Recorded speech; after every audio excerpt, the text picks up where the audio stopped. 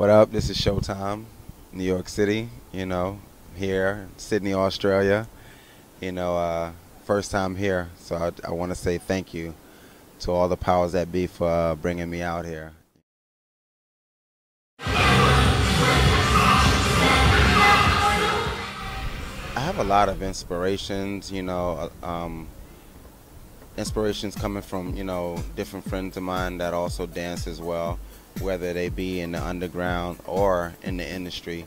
And for me, the biggest drive that I have to continue my quest and being in both worlds is there's a lot of things that go on in the underground that doesn't go on in the industry. In the underground, you will find the real raw talent and essence of what dance is about, the creativity part is about. And a lot of times, by the time it hits the industry, it becomes very, very watered down, changed a lot to suit, how the mass public will accept it. So my inspiration came from being in the underground and seeing what was going on in the industry and saying, instead of sitting on the side saying, well, I don't like how they view what we do, I don't like how they change what we do, I figured only way to make a change or try to make a change is to go and learn what the industry is about, put myself in the middle of it, and try to change it from within. Okay, choreography versus freestyle. Well, first and foremost, doing any type of street style dance, no matter if it's locking, popping, hip hop, house, Latin,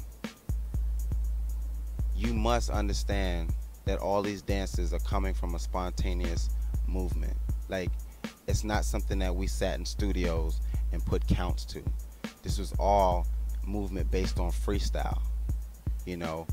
Either one person vibing by themselves or a group of people vibing together, taking steps from each other, doing them in different ways and coming up with different variations of doing it, and therefore building what we call freestyle dancing. But at the same time, comparing it to choreography, we take those same elements of what we're doing and we put it in a routine format. But for me, if you do not do the main ingredient, which is freestyling, then you're not a complete dancer. Anybody can get in the room and learn some counts and learn some steps and do them over and over again until they get it. But outside of that, can you just hear any type of music and just do anything naturally and just go? And when the music change, you change?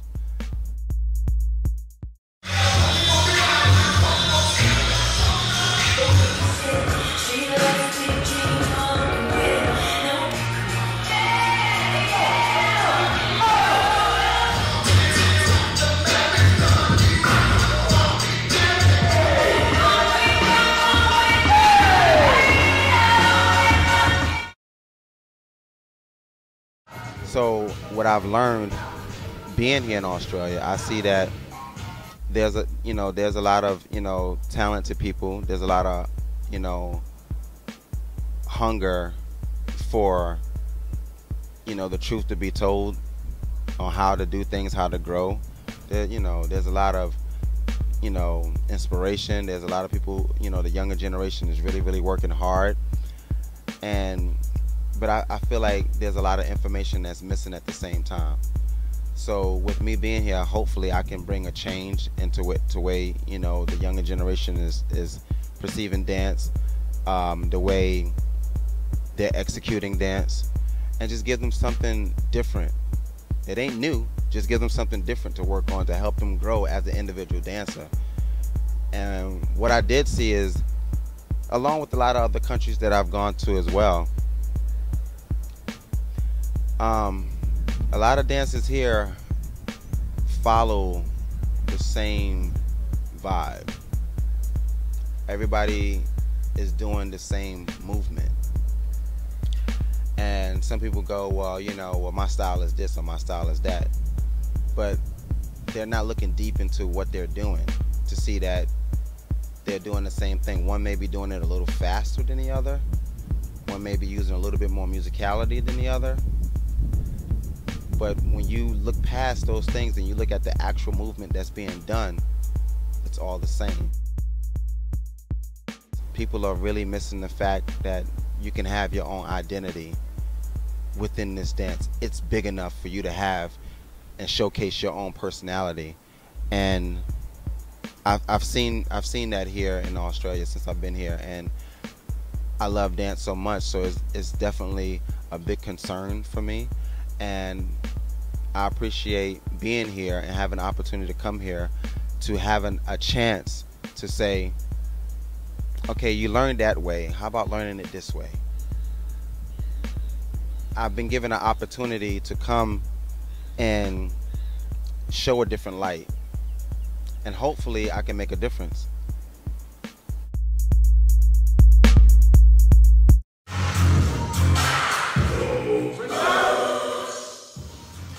If you're learning a dance from a teacher and you haven't figured out how to incorporate your own identity and personality within that dance, then you're learning from the wrong teacher.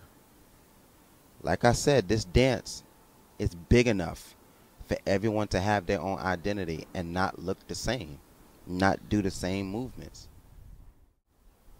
But today it's become a fad. It's become a fashion thing. It's become a clique thing. People want to look the same to fit in. Don't be afraid to be different. Don't be afraid to showcase your personality, because you actually can showcase who you are as a dancer throughout this dance if you learn the information properly. Another advice to dancers here, dancers everywhere I go, whoever will see this, don't think choreography is the starting and ending point of dance. It's not. It's just a routine. After you learn that routine, a week later, you may be like, oh, that's an old routine. I don't like that no more. Then you're searching for another routine, and another routine, and another routine. By the time you look up, you have a vocabulary of routines, and you still cannot dance. And that makes absolutely no sense, to not be able to dance but can do routines. Makes no sense. And my advice is, be able to catch choreography. That's cool if you want to be in the industry and stuff. If you have a crew, y'all have to, learn each other's choreography and stuff, to do routines together. Or if you want to be in the industry and you want to dance for an artist or whatever, you have to learn choreography and all of that. But have your own individuality as well as learning routines.